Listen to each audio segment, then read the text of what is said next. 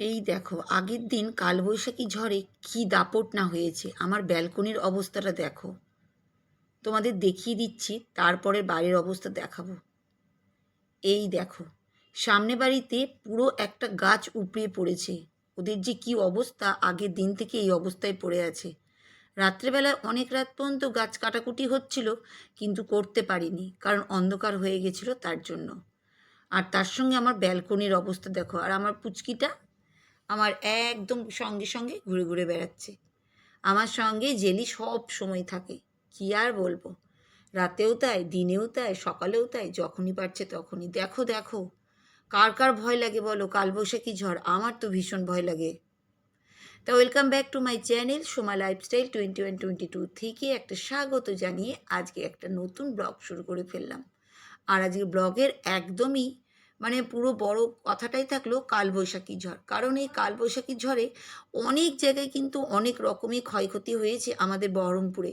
তোমাদের যদি দেখাতে পারতাম, আমি বাইরে গিয়েছিলাম কিন্তু ভিডিওটা আমি তুলতে ইচ্ছে ছিল না বলে তুলিনি।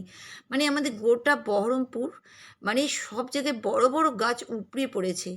কি বলবে, পুরো রাস্তা বন্ধ, কারেন্ট অফ, এটিএম বন্ধ, পুরো সব জায়গা বন্ধ ছিল সন্ধ্যে থেকে। অনেক কষ্টে বাবা এখানে এসছে। আমাদের ইনভার্টার আছে বলে চিন্তা নেই, কিন্তু বলো, যাদের বাড়িতে কারেন্ট নেই তাদের কত অবস্থা খারাপ। কারণ এই যা গরম পড়েছে, আর ঝড় হয়ে যাওয়ার পরে তো আবার গরমটাও তেমনি পড়ে। আর এই দেখো, সে কি করব, আমি রাত্রেবেলায় আর কিছু করিনি, ভিজে পুরো ভিজে ছিল। তাই দেখো, ওইদিকে সব কাজ করলাম অনেকক্ষণ ধরে, ওইদিকের কাজকাম করে এখন চলে এসেছি ঘরে সামনেটা মুছতে। আজকে আর বসে বসে করতে পারলাম না, কারণ ব্যালকনিতে অনেকক্ষণ করেছি। ওই লাঠিটা দিয়ে একবারে বাইরেটা, ঘরটা সবটাই সামনেটা মুছে নিলাম, কারণ চটপট চটপট করে হয়ে গেল। এবার আসলাম রান্নাঘরের কাজগুলো করতে। এই দেখো, রান্নাঘরের পুরো দেয়াল টেয়ালগুলো তো মুছি, জানোই তোমরা। রান্নাঘরের পুরো দেয়ালগুলোকে ডিপ ক্লিন প্রত্যেক দিনই করি, যতটুকু পারি আমি চেষ্টা চালাই। সবটাই পারি না, যে একদম আমার ঘর চকচক না, যতটুকু আমার মধ্যে আছে শক্তি চেষ্টা চালাই গো এইটুকু করার জন্য। আর এই দেখো, আমি কিন্তু সব দিকটা পরিষ্কার করে নিয়েছি। গ্যাসের ওভেনটাই একটুখানি আমি চিনি দিয়ে নমস্কার জানিয়ে দিয়ে ওভেনটাকে জানিয়ে দিই, কারণ এই ওভেন থেকেই রান্না কিন্তু সারাটা দিনের আজ আমার রান্না কিন্তু শুরু হবে। তার জন্য সম্মান দেওয়াটা উচিত, নাকি বলো? আগে ছোটোবেলায় যখন পড়াশোনা করতাম, বই খাতাকে প্রণাম করতাম কিনা বলো? তোমরা কারা কারা করেছো তোমরা কিন্তু কমেন্ট করবে। আমি তো করতাম, যতক্ষণ পড়াশোনা করতাম পা মেলতাম না জানো, অনেক কিছু করেছি। তো সেরকমই এই আমি গ্যাসের ওভেনটাকেও ভগবানের মতন মনে করি। আর এই যে চা হয়ে গেছে, চা নিয়ে চলে যাব এখন ওই দিকটাতে। তা চা ঢালা হচ্ছে, এদিকে ভাতও বসিয়ে দিয়েছি, ফটাফট ফটাফট কাজ করছে। আর দেখো, বিড়াল আমার পায়ে পায়ে ঘুরছে। দেখুন, আমি নাইটিটা অনেক উঁচু করে আটকে রেখেছি, ভুলেই গেছি যে ভিডিও করছি, তোমরা দেখে নিবে।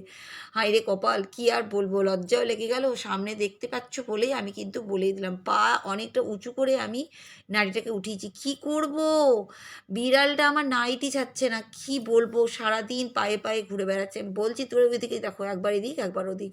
ওরা বাচ্চা, কিছু তো বুঝে না, না, ছোট শিশু বাচ্চা, যেমন মানুষের বাচ্চা হয় তেমনই। কিন্তু আমার জ্বালা, আমার মেয়ে নিয়ে এসে কিন্তু আমার জ্বালাই পড়ে গেছি, কি করব। আসল কথা, ওরাও বুঝে কে ভালোবাসে। আর আমারও খুব মায়া পড়ে গেছে জানো তো জেলের উপরে। সত্যি কথা বলতে গেলে, আমাকে তো দেখছোই, আমি খুব ভালোবাসি পশু পাখি মাছ গাছপালা, সেজন্য মায়া পোষে যাই। আর তারাও কিন্তু বুঝতে পেরে যায় যে কে কাকে ভালোবাসে। আর আজকে করব কি বলতো, তেলাপিয়া মাছ নিয়ে আসা হয়েছিল বাজার থেকে, রেখেছি অনেকটাই, 1 কেজি করে আমি তো মাছ নিয়ে আসি। তাই দেখো, মাছগুলো বাছছি, লেজ আর পেট দুটো নিচ্ছি, মাথাগুলো আছে রেখে দিয়েছি আমি। তা তেলাপিয়া মাছের ঝোল করব। আর নিয়ে এসছি আর একটা জিনিস, দাঁড়াও দাঁড়াও দেখাবো। এইটা কিন্তু তোমরা খাও কিনা আমি জানি না, এই যে আমরা এখানে বলি এই পাতাটার নাম, এই দেখো, এই পাতাটা কেউ খেয়েছো বলো? এই পাতাটাকে আমরা বলি গন্ধভেজালি পাতা, জানি না তোমরা কি বলো। এই পাতার আজকে পকোড়া করব, যা খেতে না, পেটের প্রবলেম যদি থাকে তাদের কিন্তু একদম ভালো, যে খাওয়ার টেস্ট আগায়। এগুলো পাওয়াই যায় না জানো তো বাজারে, হঠাৎ চোখে পড়লো নিয়ে এসছি। আর এক পাতাও আছে, একটা নিয়ে করছি, আর একটা রেখে দিয়েছি ফ্রিজে, আর একদিন করবো। তো যাই হোক, তোমরা খুব সুন্দর সুন্দর কমেন্ট করছো আমার ভিডিওতে এসে। আমি খুব খুবই খুশি হই তোমাদের কমেন্টগুলো পড়তে। আজকে আমি কার কমেন্ট পড়বো, এত সুন্দর সুন্দর সবাই কমেন্ট করেছে, কিন্তু কমেন্ট বললে তো আমার ভিডিওর তো কিছুই বলতে পারতাম না। সেই জন্য আজকেও দুজনার কমেন্টই পড়ছি, কিন্তু তোমরা আজকে সবাই খুবই সুন্দর সুন্দর কমেন্ট করেছো। আমি খুব খুশি হয়ে গেছি তোমাদের কমেন্টগুলো পেয়ে। তাই তোমাদের সবাইকে অনেক অনেক ধন্যবাদ। তার মধ্যে আজকে যে দুজনের বন্ধু বা বান্ধবীর চ্যানেলের নাম বলবো, তাদের চ্যানেলের নাম হচ্ছে, একজনের নাম হচ্ছে ক্রিয়েশন অফ আশা। খুব সুন্দর তুমি কমেন্ট করেছো, ক্রিয়েশন অফ আশা। তাই তোমার কমেন্টটা সবার সাথে তুলে ধরি। তুমি লিখেছো, সংসারে কাজ তো আছেই, সঙ্গে ইউটিউবের জন্য আমরা সবাই এখন ব্যস্ত। গৃহিণী রান্নার আয়োজন খুব সুন্দর, খুব ভালো লাগলো দিয়ে একটা হার্ট চিহ্ন। তুমি একদম আমার মনের কথা বললে, সত্যি কথা গো, একদম। এই দেখো গাছটা কাটা হচ্ছে, জানো তো, লোক এসছে। বাপরে বাপ, এত বড় গাছকে কাটতে কম টাইম লাগবে? দাঁড়াও দাঁড়াও, দেখাও মাঝে মাঝে। তা তুমি কিন্তু ক্রিয়েশন অফ আশা, তুমি খুব সুন্দর কমেন্টটা করেছো, তাই তোমায় অনেক অনেক ধন্যবাদ। সত্যি কথা বলতে গেলে কিন্তু আমরা ইউটিউবের জন্য একটু ব্যস্ততা বেশি হয়ে গেছি, কারণ একটা ভিডিও করাও তো সহজ নয়। যারা করে তারাই কিন্তু জানে, আর যারা করে না তারা শুধু ভাবে যে 10 মিনিট, 5 মিনিট বা 15 মিনিটের ভিডিওর জন্য এত কি। কিন্তু কি করব, যে খাটনি, একটা ভিডিও তোলা, তারপরে রান্না করা, সংসারে কাজ করা, বাইরে যাওয়া। আর আমি তো সংসারের লাইফস্টাইল আমি দেখাই, আমার তো খাটুনি একটু বেশি। আর তুমিও কিন্তু খুব সুন্দর ভিডিও দাও, তোমার কথা তো বলার কিচ্ছু নেই, তুমি তো একটা বড় ইউটিউবার। যাই হোক, তুমি সত্যি কথা বলতে গেলে একদম সত্য কথা বলেছো। আমরা ইউটিউবের জন্য একটু বেশি ব্যস্ত। তা কী করব, ইউটিউব থেকে তো অনেক কিছু শিখছি আর অনেক কিছু দেখাচ্ছি। তোমাদের কমেন্টগুলো পড়তে পড়তে আমার ভালো লাগে, ইচ্ছাটা জন্মে গেছে আমার বেশি, জানো তো, আর কিছু না। মাঝে মাঝে ভাবতাম করবো না, কিন্তু এত সুন্দর সুন্দর তোমরা কমেন্ট করছো, তাতে আমার মনের ভিতরে এতটা ইচ্ছা চলে আসে যে ইচ্ছে করে করতে হয়। মনের ভিতরে ইচ্ছে চলেই আসে, আমি করবই এরকম। আর বিড়াল না আমার পা ছাড়ছে না। দেখো আমি নাইটিটাকে অনেকটা উঁচু করে দাঁড়িয়ে আছি, কী যে করব তোমাদের কি বলবো। একবার এদিকে দেখো আমটা কাটবো, তো এখন টিফিনে বসে বসে ব্যালকনিতে বসে বসে ভাবছি আম খাবো আর গাছ কাটা দেখবো। আর বিড়াল বাচ্চা আমাকে জ্বালাচ্ছে গো, জেলি এত জ্বালাচ্ছে, জেলি আর জ্বালাস না, এত জ্বালাচ্ছে যে কি বলবো। আমার পায়ের কাছে একবার, এই দেখো, একবার এপার একবার ওপার, ও খেলছে, কিন্তু আমার তো ভয় লাগছে যদি আমার পায়ে কেটে দেয় বা কিছু করে দেয়, ছোট বাচ্চা। কিন্তু যতই হোক ভয় লাগে, জানো তো, একটা পশু তো, সেজন্য। এই দেখো আমটা কেটে নিলাম, পালাচ্ছি এখান থেকে। এই দেখো ব্যালকনিতে চলে এসেছি, চেয়ারে বসে বসে গাছ কাটা দেখছি আর আম কিন্তু বসে বসে খাচ্ছি। কার কার ভাল লাগে আমার মতন এরকম দেখতে আর আম খেতে, তোমরা কিন্তু কমেন্ট করো।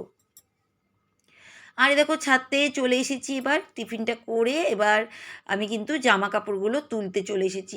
আর ফটাফট ফটাফট জামা কাপড়গুলো তুলছি। এখান থেকে উপর থেকে দেখাবো তোমাদেরকে, অনেক উঁচু তো আমাদের ছাদে, এখান থেকে দেখাবো কেমন। বাপ রে বাপ, কি বলবে, কত যে লোক এসছে তার কোনো ঠিক নেই। প্রচুর লোক এসছে কাটতে, আর তোমাদের দেখাবো, আমিও দেখবো। দাঁড়াও, দাঁড়িয়ে দাঁড়িয়ে আমি দেখবো বলেই তো বলছি। দাঁড়াও দাঁড়াও, দেখতে দৌড়াচ্ছি, দেখি দেখি। এই দেখো, দেখেছো, অনেকটা উঁচু থেকে দেখেছো, এই দেখো কত বড় গাছ, পুরো উল্টিয়ে গেছে, পুরো তারমার ছিঁড়ে। আমাদের বহরমপুরে প্রচুর ক্ষয়ক্ষতি হয়েছে গো আজ আগের দিন। তা কি বলবো, তার মধ্যেও মানুষকে বাঁচাতে হচ্ছে, চলতে হচ্ছে। কারেন্ট অনেক অফ ছিল, অনেক অসুবিধা, কারণ কারেন্ট থাকলে তো অনেক প্রবলেম হয়ে যাবে, সেজন্যই গো।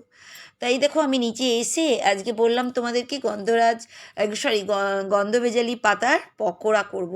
তাই এই যে মুসুরির ডাল ভিজিয়ে রেখেছিলাম, আর সকালেই ভিজিয়েছি, ওই ভাতের হাঁড়ির উপরে দিয়ে রেখে দিয়েছিলাম, তো ওই দিয়েই নরম হয়ে গেছে। আর ওই যে গন্ধভেজালি পাতাটা ওর মধ্যে দিয়ে একসঙ্গে মিক্সি মেশিনে ঘুরিয়ে নিলাম, ফটাফট হয়ে গেল। আর পকোড়াও করব। এই দেখো দেখো দেখো, এই কালারটা এরকম, এবার ভাজার পর না কালো কালো হয়ে যাবে। তোমরা ভেবো না যে কেমন লাগছে, কিন্তু দারুণ খেতে, মুখটা পাল্টায়। যাই হোক, আর একজনের কমেন্ট পড়ে নিই, যে বন্ধু, আর একজনের বন্ধু খুব সুন্দর কমেন্ট করেছে, তোমরা সবাই করেছো, তার মধ্যে এই বন্ধুর কমেন্টটাও সামনে পেলাম, তাই তুলে নিলাম। তা বন্ধু কী লিখেছি সেটা, চ্যানেলের নামটা বলি। বন্ধুর চ্যানেলের নাম হচ্ছে রেহেনা হালদার। খুব সুন্দর তুমি কমেন্ট করেছো, তোমার কমেন্ট জন্য অনেক অনেক ধন্যবাদ। আর তুমি কি কমেন্ট করেছো সেটাও তোমাদের সাথে তুলে ধরি। তুমি লিখেছো, দিদিভাই, একা হাতে কাজগুলো করতে ভালোই লাগে, আবার মাঝে মাঝে অসুস্থ হয়ে যেতে হয়। একদম তুমি সত্য কথা বলেছো রেহানা। সত্যি কথা বলতে গেলে একা হাতে কাজ করে কিন্তু একদিকে শান্তি, জানো তো। মানে সবটাই আমার হাতে আছে, কোনটার পরে কোনটা করব, কোনটা কি করব, এগুলো সবটাই আমার হাতে। এখন যদি দুজনভাবে রান্না করতাম বা তিনজন করতাম খুব প্রবলেম হতো। ছোট ছোট রান্নাঘর তো আমাদের এই টাউনের দিকে মানে খুব মুশকিল, জানো তো। ওই জন্য নিজে বুঝে বুঝে করতে পারছি, একটা সুবিধা। কিন্তু মাঝে মাঝে শরীর খারাপ তো হবেই না, এত খাটুনি যদি একটা মানুষের উপরে পড়ে তার তো শরীর খারাপ হবেই। কিন্তু কি করব বলো, তখন এই যে সংসারের দায়িত্ব মাথার উপরে পড়ার পরে কি বলো তো, নিজেকে নিয়ে চিন্তাই করি না। যখন খুব শরীর খারাপ হয় তখনই কিন্তু ডাক্তার দেখাই, তখনই কিন্তু অনেক টাকা খরচা হয়ে যায়। সেই জন্যে। আর তুমি একদম আমার কথা তুলে ধরেছো, আমি জানি তোমারও সেই একই আমার মতনই অবস্থা। সবারই তাই, সব মায়েদেরই একই। আর এই দেখো পকোড়াগুলো কি সুন্দর হয়েছে না, দেখতে কালো কিন্তু দারুণ খেতে। তোমরা যদি বাজারে পাও এই পাতা, গন্ধভেজালি পাতা, আমি জানি না অনেকজন আরও নাম বলে, কি নাম বলে আমি অতটা জানি না, নিয়ে এসে একবার করে খাবে, দারুণ দারুণ, মুখটা পাল্টায়, টেস্ট বদলায়, এটা একটা বড় কথা। আর এই দেখো আমার মাছগুলোকে একটু দেখিয়ে দিচ্ছি, বেচারা আমার জেলি এসে আমার পুচুগুলোকে আর দেখাচ্ছেই না। এই দেখো আমার পুচুগুলো খেলছে এইদিকে, আর এদিকে ডাইনিং টেবিলটা সার্ফ জল দিয়ে মুছে নিচ্ছি, আর ওদিকে আচারটা রেখেছি খাবো বলে। আর এই দেখো এতটা গাছটা কাটা হয়েছে, দেখেছো তো, বাপরে বাপ, অনেকটাই বেলা হয়ে গেছে কিন্তু এখন, অনেকটাই বেলা, দেখতেই পাচ্ছ তো। এই দেখো এখনও কাটা চলছে, অনেক লোক, জানো তো ওইদিকে গোটা বাড়ির অবস্থা